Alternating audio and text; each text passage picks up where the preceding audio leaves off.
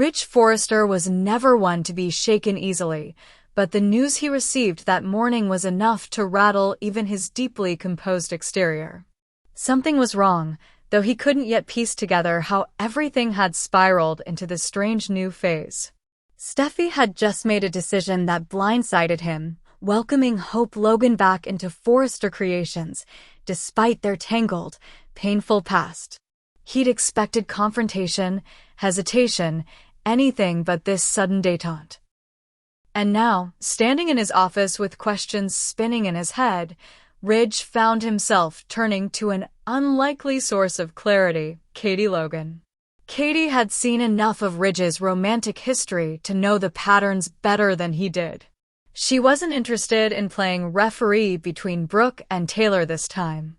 Instead, she chose to wear a different hat, advisor, confidant, and, perhaps most unexpectedly, his guide through the emotional minefield ahead. She could see the confusion in Ridge's face, not just over Steffi's choice, but over his own feelings as the storm around him brewed yet again. Katie told him simply, "Listen to your heart, Ridge. Not the noise, not the past, just your heart." But Ridge's heart was as conflicted as ever. Meanwhile, at the Forrester building, Hope Logan's return sparked a ripple effect that no one fully anticipated. After months of distance, grief, and personal reckoning, Hope walked back into the design space not as a woman seeking forgiveness or control, but as someone forever altered by pain and perspective. Her focus was different now. The rivalry with Steffi seemed meaningless compared to the ticking time bomb that was Liam's health. They both loved the same man. They both had children with him. And in the face of that kind of loss, the petty fights and emotional tug-of-war faded into background noise. So when Steffi approached Hope not with hostility, but with understanding, when she extended an olive branch and offered Hope a path back to her creative home, Hope didn't question it. She accepted it, and with that, a new alliance between two former adversaries began to form. Liam, however, was walking a path much darker. Alone in his hospital room, he struggled to come to terms with what the doctors were telling him. Dr. Grace Buckingham had reviewed the latest scans, and the news wasn't good. The tumor was spreading faster than expected. Radiation was becoming less effective. The trial drugs weren't producing meaningful results. Grace told him they'd try everything, but she wasn't going to lie. They were running out of time. Hope visited Liam later that day. Her face was a mix of warmth and guilt. She held his hand gently, sharing news of her return to Forrester, her hope to keep creating, and, more softly, her intention to be near him as long as she could. She didn't cry. She didn't plead. She just listened as he told her about the headaches, the pressure, the dizziness that sometimes made the room spin. Then she leaned forward and whispered that she would always love him, but that love, now, came in the form of loyalty, not romance. Her heart was with someone else. She had to be honest. That someone else was Carter Walton. Hope found Carter in his office, distracted and distant. The moment she walked in, he felt the air shift. She told him everything: her return to Forrester, her decision to be open about Liam's illness, her feelings. Carter was stunned. He hadn't expected this, especially not after the night he had just shared with Daphne Rose. Daphne had caught him at a vulnerable moment. In the haze of heartbreak and confusion, she had moved close, whispered words of comfort, and, before long, they were in his apartment, sharing a night neither had expected. The chemistry was there, raw, physical, but the emotional connection was paper-thin.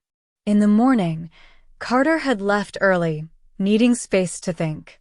And now, faced with Hope, bearing her soul to him, he felt crushed by the weight of guilt and uncertainty. He didn't tell her about Daphne. Not yet. But Daphne wasn't the type to stay in the shadows. Though she played it cool, smiling her way through meetings and acting professionally, She burned inside at the thought of Carter turning back to Hope. She'd already invested too much.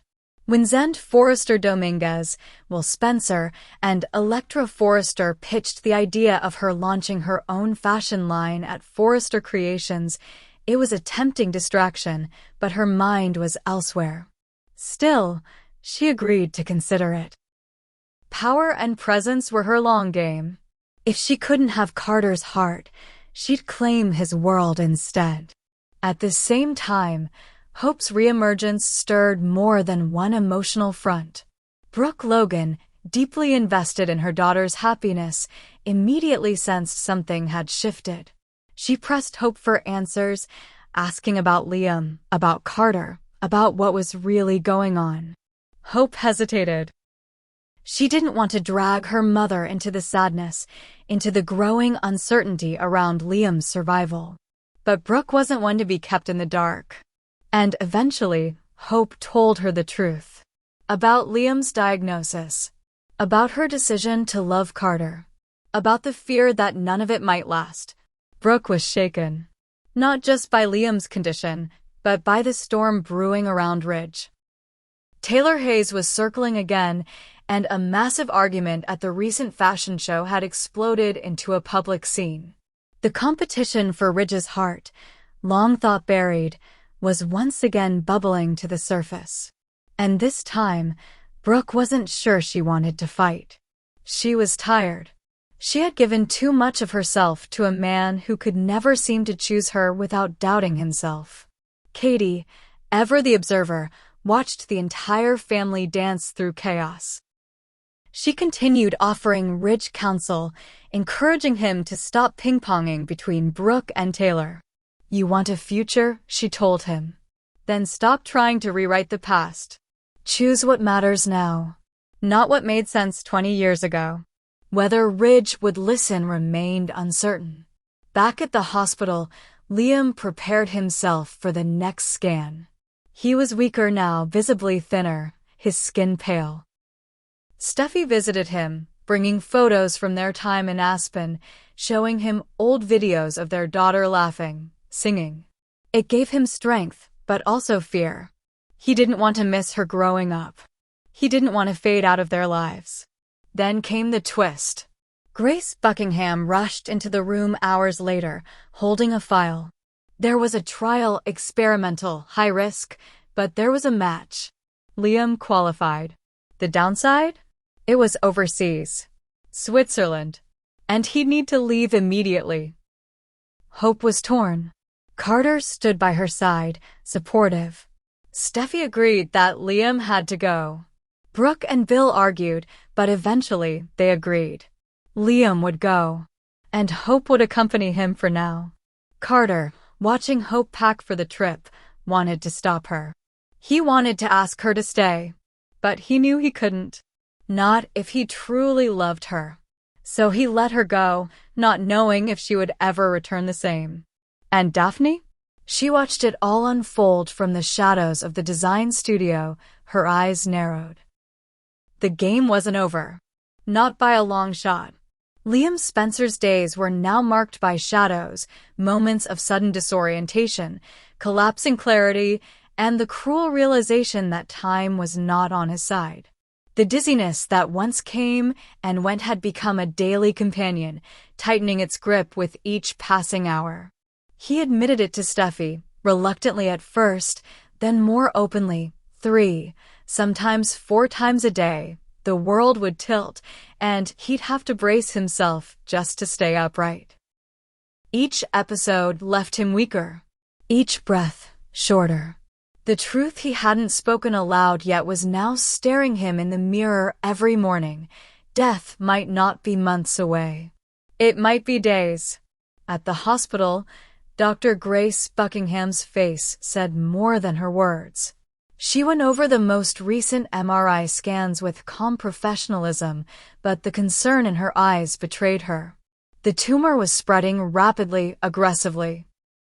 There were lesions in places they hadn't expected, which explained the sudden loss of balance, the sharp pains behind Liam's eyes, the occasional lapses in memory.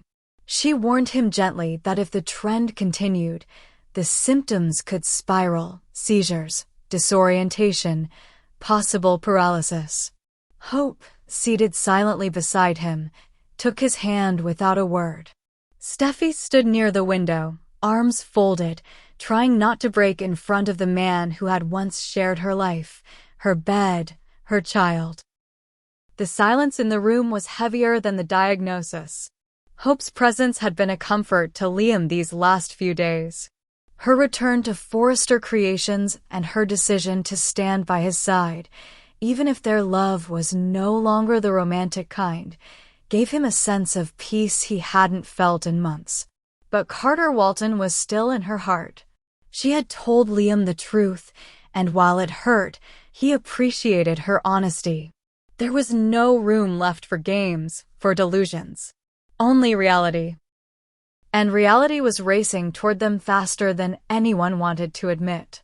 Elsewhere, the air was thick with betrayal and resentment of a different kind. Luna Nozawa couldn't look at Steffi without burning with fury. It was one thing to control a company. It was another to control lives. Luna had been falling for Finn slowly, maybe inevitably, but Steffi had made it her personal mission to interfere. Her reasons were dressed in concern, in family protection, in the echo of old traumas. But Luna didn't care about the logic. All she saw was sabotage. All she felt was loss. And now she was left trying to patch together the tattered edges of something that might have become real if Steffi hadn't torn it apart first. Sheila Carter Sharp, always lurking near the edges of drama, had promised Luna the moon. "Whatever you need, I'll make it happen," she'd said with the conviction of a woman who believed rules were optional and blood trumped everything. Luna had no illusions about who Sheila was, but in a twisted way, that honesty gave her comfort. Everyone else pretended to play fair. Sheila never did. But promises like hers came at a cost, and Sheila might soon regret the vow she made to protect Luna no matter what. Because Deacon Sharp had just uncovered a secret that could rip the fragile piece apart. He hadn't been looking for it. In fact, he'd been trying to put distance between himself and Sheila's constant chaos. But the truth has a way of crawling into the light, and when he stumbled upon the truth about something Sheila had done months ago, something even Luna didn't know, he lost it. What he discovered would not only shift Luna's view of her grandmother, but could possibly sever the thin thread of humanity Sheila had been trying to convince everyone she still possessed. Deacon confronted her in private, his voice low and dangerous. He accused her of manipulating Luna's situation to fuel her own redemption arc. Sheila didn't deny it outright, but she didn't apologize either. "I protected my family," she said with a steel-eyed calm. "And I'd do it again." Deacon warned her, if Luna ever found out what she'd done, not just meddling with Finn, but how deeply she had woven herself into Luna's world behind the scenes, everything would unravel. Back at the hospital, Hope struggled with the weight of her dual life. She sat beside Liam during his treatments, offered him strength, helped him eat when the nausea became too much. But at night, her thoughts drifted to Carter. She hadn't told him everything, not yet. Not about Liam's rapid decline. Not about the full scope of her pain.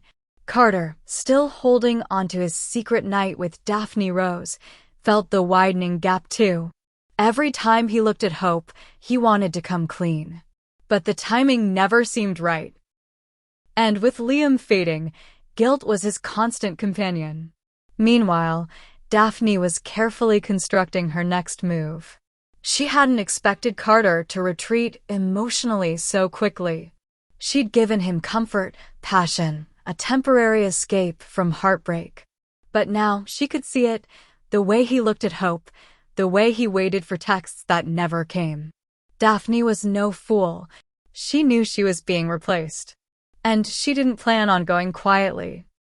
When Zend Forrester Dominguez, Will Spencer, and Electra Forrester approached her about starting her own fashion line, she smiled, but her eyes narrowed.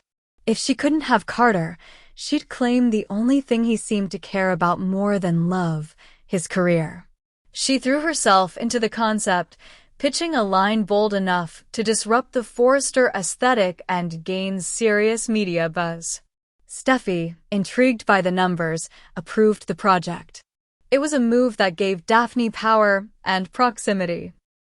Katie Logan, watching the chaos unfold from a few steps back, once again found herself trying to steer Ridge Forrester away from emotional disaster.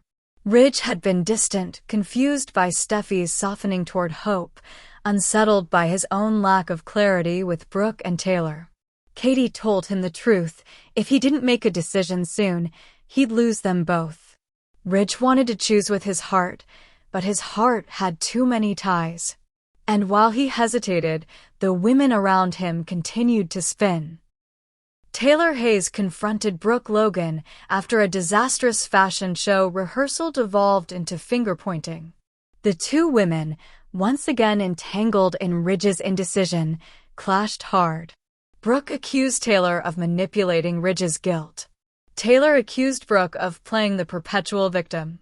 The argument turned personal fast, dredging up years of pain, betrayal, and loss. But just as things seemed like they'd explode, Ridge walked in and announced he was leaving the office for the rest of the day. He needed time. And this time, he wasn't asking anyone to wait for him. Hope, meanwhile, finally broke down in front of Carter. She told him about the latest news from Dr. Buckingham about the possibility that Liam might not survive the month. She told him how scared she was, how lost. And then she told him something else: she still loved him. Not because he was safe or convenient, but because even in this storm, she felt something real with him.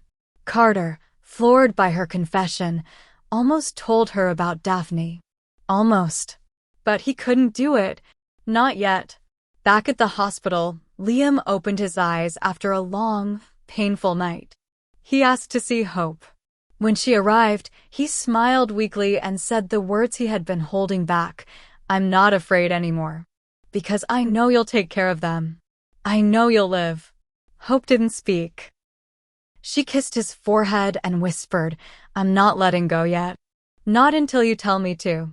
Outside, in the corridor, Steffi and Finn stood in silence.